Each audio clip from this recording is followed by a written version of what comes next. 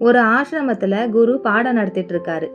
அப்போ ஒரு சீடன் எழுந்து, குருவே, நல்லதை படைச்ச ஆண்டவன் தானே கெட்டதையும் படைச்சிருக்காரு.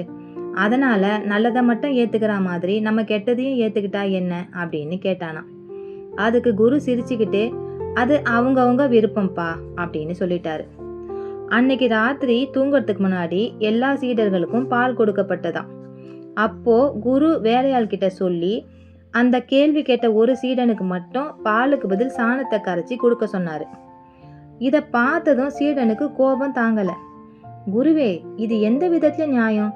எனக்கு மட்டும் சாணத்தை கரைச்சி கொடுத்துருக்கீங்களே அப்படின்னு கேட்டானாம். அதுக்கு குரு அமைதியா, பால் சாணம் இரண்டுமே பசுதானப்பா கொடுக்குது, அதுல எதை குடிச்சா என்ன அப்படின்னு கேட்டாராம். இதே மாதிரி தாங்க நல்லதும் கெட்டதும் நிறைஞ்சது இந்த உலகம். எது நல்லது எது கெட்டது அப்படின்னு பிரிச்சு பார்க்கறதுக்கு தான் கடவுள் நமக்கு 6வது அறிவு கொடுத்திருக்காரு. எனவே சிந்தித்து செயல்படுங்கள்.